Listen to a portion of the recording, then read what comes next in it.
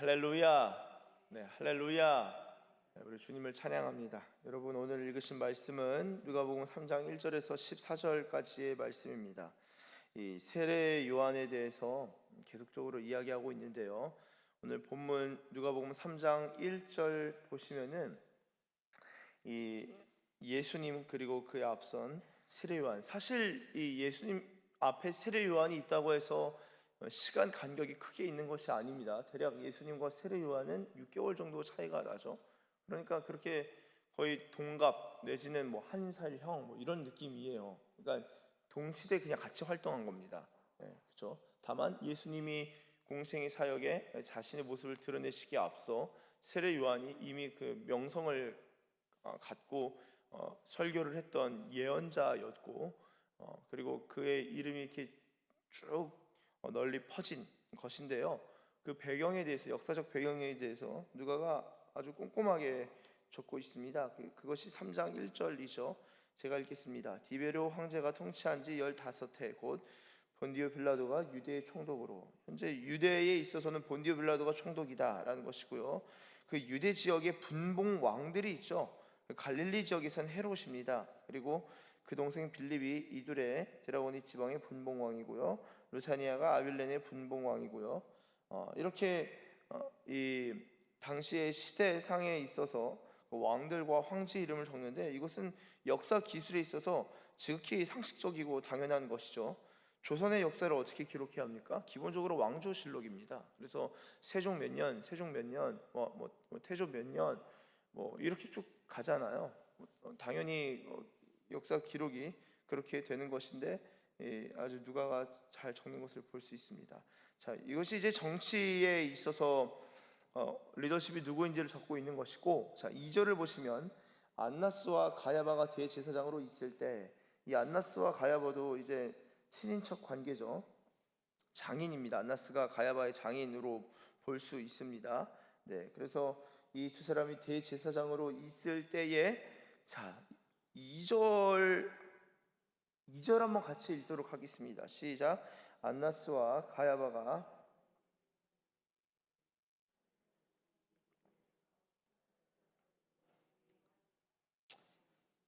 아멘. 아주 중요한 말씀이 이 누가복음 3장 2절에 적혀 있습니다. 하나님의 말씀이 빈들에서 사가랴의 아들 요한에게 임했다. 하나님의 말씀이 임했다. 자, 여러분, 이 말씀이 왜 중요하냐? 구약의 말라기로 끝나죠. 말라기서로 끝납니다. 그리고 나서 마태복음, 마가복음, 누가복음, 요한복음, 이 복음서가 시작되는 그 사이를 이제 중간기라고 한 번쯤은 들어보셨을 거예요. 구약과 신약의 사이 시간이 이렇게 공백이 있어요. 대략 400년, 약 400년으로 그냥 잡습니다. 400년간 이 공백기가 있어요. 참고로 이 말라기서 이후에 물론 많은 유대 문헌들이 있고, 그리고 이 세월에 격동하는 시기였고, 로마가 또 잡게 되고, 여러 가지 상황들은 많지만 이 유대인들에게 있어서 특별히 하나님의 말씀을 찾기가 어렵다라는 생각이 크게 있었습니다. 그럼 어떻게 되죠? 영적으로 막 충만해져요? 갈급해져요? 당연히 갈급해지겠죠. 갈급해지면서 동시에 갈급함과 함께 강력한 소망이 생겼습니다. 그것이 어떤 소망일까요? 바로 메시아에 대한 기대감과 소망이었습니다. 메시아, 그분이 와서 하나님의 말씀을 선포할 것이다. 하나님의 말씀을 가르쳐 주실 것이고, 시온에서부터 율법이 나올 것이다. 그리고 그분이 공의와 정의로 다스리고 그분의 나라에는 기쁨이 있을 것이다. 그리고 우리나라가 현재는 이 로마 절대 이길 수가 없죠. 계란으로 바위 치는 격입니다. 유대가 어떻게 로마를 이깁니까? 이길 수가 없어요. 근데 이 로마로부터 자유와 해방을 불러일으킬 가지고 올 것이다. 그게 메시아예요. 메시아. 말씀에 대한 그 부족함과 갈급함, 어려움을 겪는 동시에 메시아를 기대하게 되는 상황이 이 중간기의 상황이다라고 볼 수 있겠습니다. 이때 이 기록이 성경에서의 정경으로 본다면 기록이 하여튼 없습니다. 우리가 아주 보수적인 관점으로 본다면요. 시기를. 그런데 1절, 2절 정치적으로 종교적으로 그 배경을 쭉 말하는데 하나님의 말씀이 로마에 임하지 아니하고 하나님의 말씀이 황제에게 임하지 아니하고 그리고 총독에게 임하지 아니하고 그리고 분봉왕에게도 임하지 아니하고 심지어는 대제사장에게도 임하지 않습니다. 여러분, 하나님의 말씀이 어디에 임합니까? 빈들에 임해요. 첫째. 둘째는 요한에게 임합니다. 말씀을 받는다, 말씀을 얻는다라는 것은요, 여러분, 이 예수님을 우리가 요한복음에 어떻게 표현하냐면요, 이분을 말씀이라고 표현해요. 그분 말씀. 태초에 말씀이 계셨다. 이 말씀이 주님과 함께 하나님과 함께 계셨으니 그 말씀은 예수님이시다. 예수님도 빛이라고 표현하죠. 예수님의 본질을 말씀으로 표현한 거예요, 성경이. 자, 그렇다면요, 말씀에 대한 말씀이 이 육신을 입었다라는 것은, 자, 육신을 거두고 나면 그분은 말씀만 있는 거죠. 쉽게 말해서 요한복음으로 기준해서 본다면요, 예수님이 말씀이신데 로고스이신데 그분이 육신을 입고 왔는데 육신을 벗으시면은 그분은 그냥 말씀 덩어리인 거예요. 그분은 말씀 그 자체인 거예요. 그냥 그분이 말씀을 선포하면은 그게 그냥 하나님 말씀인 거예요. 그렇죠? 그분이 바로 예수님이십니다. 자, 근데 그 예수님의 바로 앞서 하나님의 말씀이 들리지 않다가 누구를 통해서 들리기 시작했냐면은 세례 요한. 그래서 여러분, 세례 요한이 질문을 많이 받습니다. 어떤 질문이냐면은 혹시 메시아시냐고. 하나님의 세례 요한의 입술로부터 선포된 말씀 딱 들으면은 이 영혼이 반응하는 거예요. 여기 보면은 뭐 다양한 사람들이 나옵니다. 예, 뭐 세리도 있고, 군인도 있고, 옷이 두 벌 있는 잘 사는 중산층도 있고, 먹는 게 풍족한 사람도 있고, 여러분 뭐 사실 바리새인들도 있었을 거예요. 다양하게 있었을 겁니다. 그러니까 이 하나님의 말씀이 세례 요한에게 임하고 나서 빈들에서 말씀을 받고 어디로 옵니까? 이제 요단강 부근으로 오게 돼요. 자, 이 하나님의 역사심을 잘 생각해 보셔야 될 게, 하나님의 역사심이 앞서 말씀드린 대로 로마냐 내지는 예루살렘, 종교 권력이 아주 강고한 예루살렘이냐가 아닙니다. 여러분, 하나님은요, 저 없이도 많은 사람들 2000년간, 그리고 인류 역사 시작될 때부터 저 없이도 늘 구원해 오셨어요. 그렇잖아요. 사실 저뿐만이 아니라 저와 여러분 없이도 주님은 창조하실 수 있고 이 세상을 끝내실 수 있고, 필요하시다면은 꿈과 환상을 통해서 강력한 메시지를 주실 수도 있고, 더 필요하시다면은 그 눈에 그냥 나타나실 수도 있어요. 그렇죠? 그런 하나님이십니다. 그분의 능력은 무한하셔요.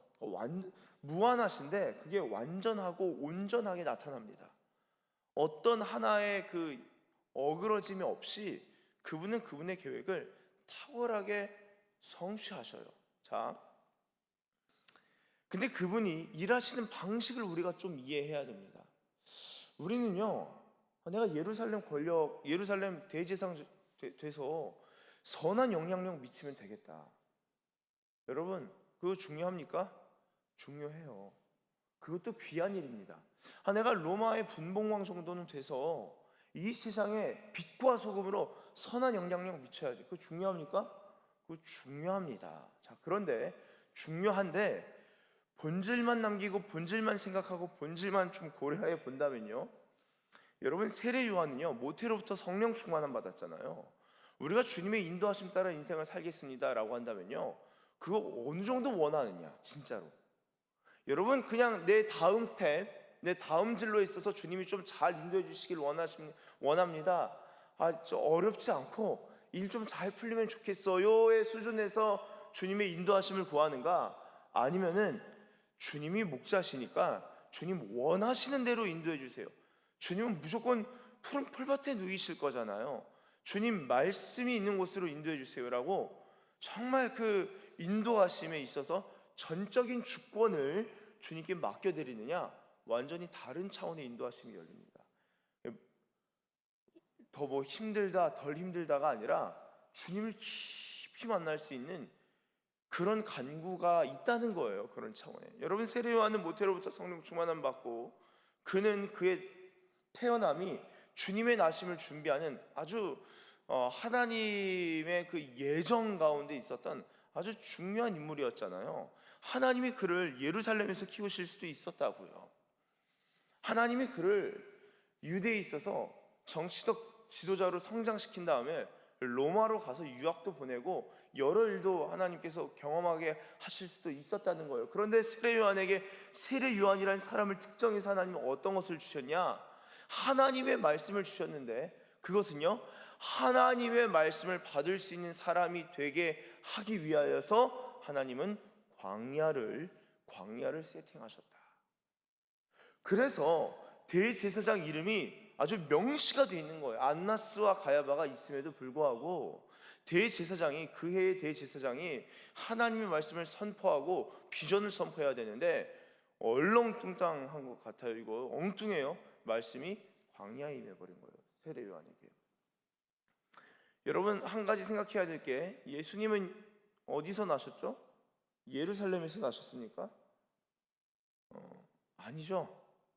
예수님은요 진짜 시골 촌에서 나신 거예요. 베들레헴, 그리고 나사렛 출신으로서, 심지어는 나사렛에서 무슨 선한 것이 날 수 있느냐, 그런 얘기 듣잖아요. 자, 그렇게 볼 때 저희 서산기시교회는 일단 조건이 좋아요. 약간의 군 생활이 있어서 광야 같은 느낌도 있고, 이때 군 생활한다, 이거 하나님 말씀 받고 가야 되는 거예요. 대박이죠. 약간 이 세팅이 비슷한, 약간 예루살렘은 아니잖아요. 약간 그 뭐 계룡 내지는 뭐 용산 내지는 뭐 어디 뭐 사령부, 약간 광야 주님만 있는 곳, 이렇게 뭐 갯벌 뭐 이런 느낌 있잖아요. 이렇게 춥고 지금, 그쵸? 세팅이 좋은 거예요. 근데 정말 그러합니다. 요런 시즌을 내가 좀 이렇게 인생의 고난 이런 시즌이 아니라 주님만 이렇게 딱 바라볼 수 있는 그 상황이 될 때는요, 내가 세례 요한처럼 주님의 말씀을 받아야지. 여러분, 그런 마음을 가지고 주님께 나아가시길 바랍니다. 이 말씀을 받는 시기예요. 여러분, 이 말씀이 임하면요, 그 다음에 뭐가 열리냐면은 말씀의 사역이 열립니다. 그래서 세례 요한이 2절에 말씀이 임한 다음에 3절에 무엇하죠? 요한이 요단강 북은 각처에 와서 죄 사함을 받게 하는 회개의 세례를 전파하니. 그래서 4절에 선지자 이사야 책에 쓴 바 쭉 이야기한 다음에 6절, 모든 육체가 하나님의 구원하심을 보리라 함과 같으니라. 예수님이 그 시몬 안나 선지자 뭐라 그랬죠? 주의 구원이라 그랬어요. 내 눈이 주의 구원을 보았사오니. 그렇죠? 주님이 구원하시면 실제로 이 육안으로 보게 됩니다. 저도 그러한 날을 기대하는데요. 주님 다시 오실 때 얼마나 그 기가 막힐까요? 얼마나 놀라울까요? 영광스럽고. 주님의 구원하심을 봅니다. 7절에 요한이 세례받으러 나오는 무리에게 이르되 독사의 자식들아, 누가 너에게 일러 장차올 진노를 피하라 하더냐. 여러분, 너무 세게 말하는 거 아니에요? 아니, 생각해 보세요. 저는 옛날에 이거 보면서 이거 너무하다 싶었어요. 왜냐? 아니, 회개하러 안 가는 사람도 있잖아요. 근데 그래도 회개하려고 거기 간 거고, 회개 세례는 안 받더라도 그래도 뭔가 멀리서 그 회개 메시지를 듣고 있잖아요. 자, 그런데 여러분, 저는요, 이 주님의 말씀이 진짜 무서운 거예요, 사실. 그러니까 저희가 인간관계 할 때 좀 실수하고 잘못하면 죄송해요, 진짜 한번 봐주세요. 제가 이러냐면 그래요, 그냥 없던 걸로 합시다, 뭐 그럽시다 할 텐데, 이 말씀이 임하면요, 뭐 변명이고 뭐고, 주님은 용서해 주시는데 우리가 말씀 앞에 딱 서는 순간 정확합니다. 분명해요.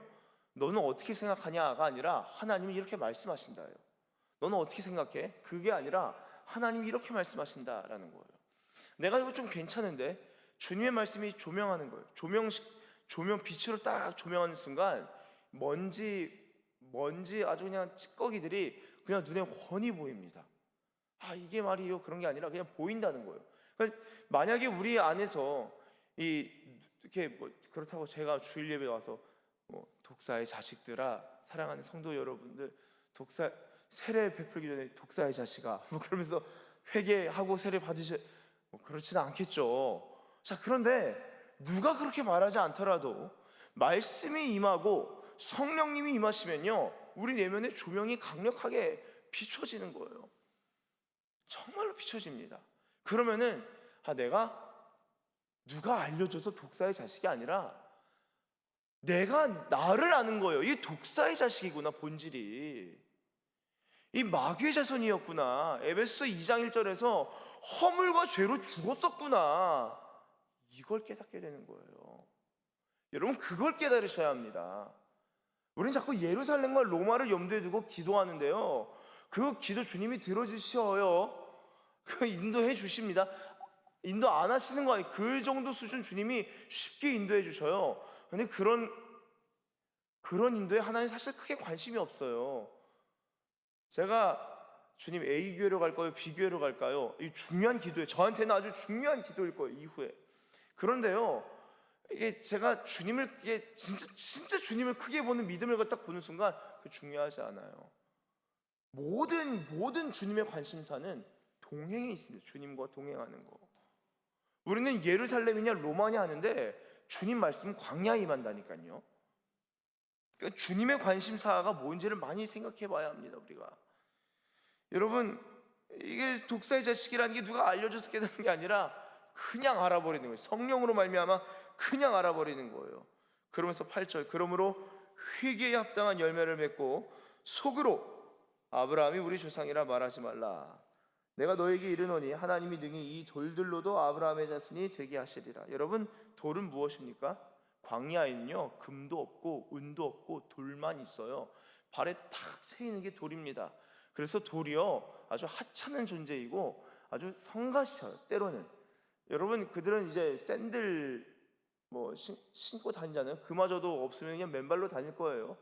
자, 샌들, 아주 가벼운 종류의 아주 얇은 신발을 신고 다닐 텐데, 그러면 신발 신고 샌들 신고 그 돌 걸으면은 발가락에 돌 낄 거 아니에요.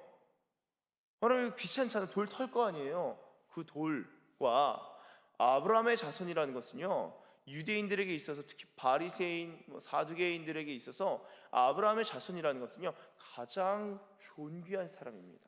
자, 근데 하나님이 이 세례 요한이 하나님에 대해서 어떻게 딱 깨닫습니까? 이거 주님은 아브라함의 혈통을 잘 보존하고 보존해서 쓰시는 게 아니라 사람들 가지도 않는 이 광야에서도 제일 성가시고 제일 작고 발가락 사이에 끼어서 사람에게 귀찮게 하고 아주 그냥 성가시게 하는 그 돌 가지고도 아브라함 자손 만드시는구나. 여러분, 하나님께서는요, 뱀새끼 독사의 자식 데려다가 하나님의 자녀로 만드시는 분이 하나님이시고요, 돌 가지고도 아브라함의 자손 넘어서 하나님의 자녀가 되게 하시는 것도 하나님의 사랑이고 구원인 줄로 믿습니다.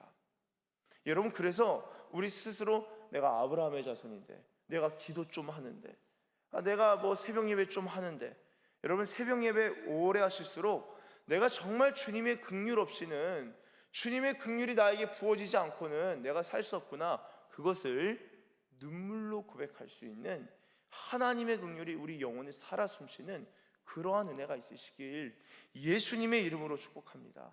그러한 하나님의 긍휼과 그러한 메타노이아, 돌이킴, 메타노이아, 노모스, 아주 그냥 돌이킴, 이 정말 주님을 향한 돌이킴이 있고 내 중심으로부터 전복된 게 있고 예루살렘과 로마를 향한 내 관심이 하나님의 말씀이 있는 곳으로 돌이켜질 때 우리가 눈물로써 주님께 감사 찬양할 수 있고 주님 앞에 나아갈 수 있고, 그런 마음이 있을 때 세례 요한이 설교했던 회개에 합당한 열매가 맺어지기 시작할 줄로 믿습니다.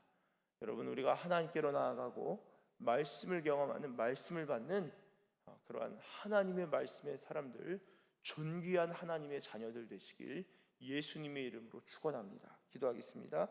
하나님 아버지 감사합니다. 주님, 이 서산기시교회는 하나님의 말씀이 필요한 교회입니다. 또한 이 새벽 우리가 주님의 말씀을 듣고 받고자 주님 앞으로 나왔습니다. 하나님, 피곤하기도 하고 하나님 또한 때로는 정말 몸이 일어나는 것도 괴롭기도 하고 기도가 잘 안 되기도 하고 졸기도 하고 자기도 하고 하나님, 그런 어려움이 있을지라도 주님 말씀이 있는 곳에 가고자 하는 주의 백성들의 마음을 주님 긍휼히 여겨주사 하나님, 정말 돌들로도 아브라함의 자손이 되게 하시는데 돌 같은 우리의 인생, 돌 같은 우리의 마음, 살같이 부드러운 마음 주시고 또한 주님의 말씀으로 말미암아 우리의 삶에 생기가 넘쳐나는 복된 인생들 다 되게 하여 주시옵소서. 주님, 우리 마음에 정말 돌짝밭과 같은 그런 마음이 있습니까? 성령 하나님, 우리의 마음을 새롭게 하시고 또한 좋은 땅이 되고 옥토가 될 수 있도록 성령 하나님, 이 새벽에 우리 가운데, 우리의 교회 가운데 역사하여 주시옵소서. 사람의 눈길이 로마와 또한 예루살렘으로 향할 수 있겠으나 하나님, 우리의 눈은, 우리의 관심은, 우리의 방향은 하나님 말씀이 있는 곳, 하나님 만날 수 있는 곳, 우리의 죄가, 우리의 정체성이 확인되고 하나님이 말씀하시는 정체성으로 말미암아 살아갈 수 있는 곳, 하나님의 말씀이 있는 곳으로 나아가는 또한 인도함 받는 주의 백성들 다 되게 하여 주시옵소서. 회개의 열매가 풍성한, 말씀의 열매가 풍성한 주의 백성들, 우리 서산기시교회 될 줄로 믿습니다. 그렇게 인도하실 줄 믿고 감사드리며 예수님의 이름으로 기도드립니다. 아멘.